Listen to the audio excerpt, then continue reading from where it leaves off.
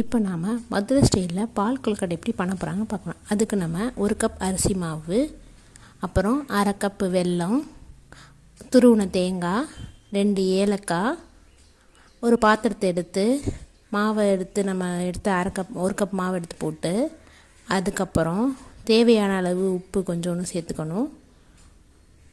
அப்புறம் 1/2 கப்பு தண்ணி, தேவையான அளவு தண்ணி, எனக்கு 1/2 கப் போகுது, அதனால் 1/2 கப் எடுத்துட்டேன். அதை போட்டு கொஞ்சம் கொஞ்சமாக சேர்த்து நம்ம மாவை நல்லா பிசைஞ்சிக்கணும். பிசைஞ்சிட்டு அப்புறம் நம்ம சின்ன சின்னதாக உருண்டை எடுத்து நம்ம தேவையான அளவு, நமக்கு சின்னதாக வேணால் சின்னதாக போட்டுக்கலாம், இல்லை பெருசாக வேணால் பெருசாக போட்டுக்கலாம். அந்த மாதிரி தேவையான அளவு நம்ம உருண்டை உருட்டிட்டு எல்லா மாவையும் நம்ம தேவையான அளவு இப்படி உருண்டையாக உருட்டி எடுத்துக்கலாம். நம்ம தட்டு நிறைய எடுத்துக்கணும். இங்கே பார்த்தீங்களா?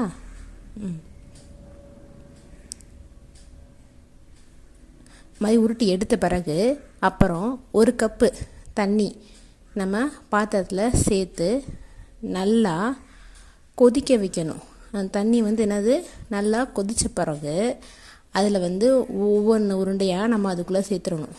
சேர்த்துட்டு அது நல்லா என்ன சொல்கிறது, நல்லா கொதிக்கணும் தண்ணி. அப்போ தான் அது ஒன்றோடு ஒட்டாமல் இருக்கும்.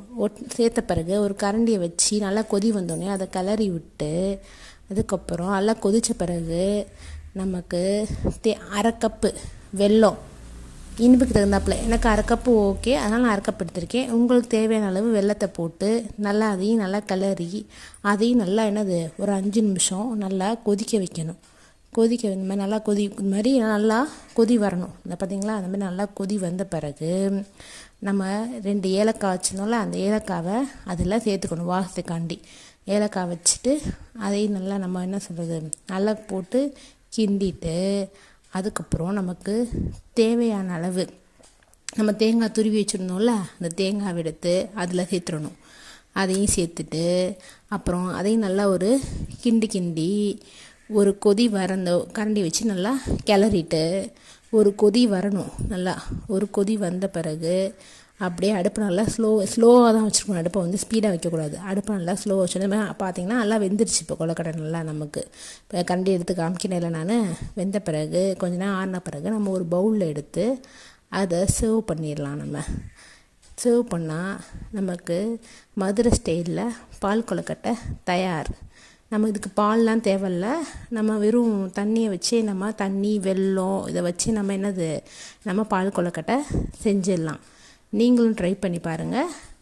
உங்களுக்கு பிடிச்சிருந்துச்சுன்னா கமெண்டில் சொல்லுங்கள். இதுதான் மதுரை ஸ்டைல் பால் கொழுக்கட்டை.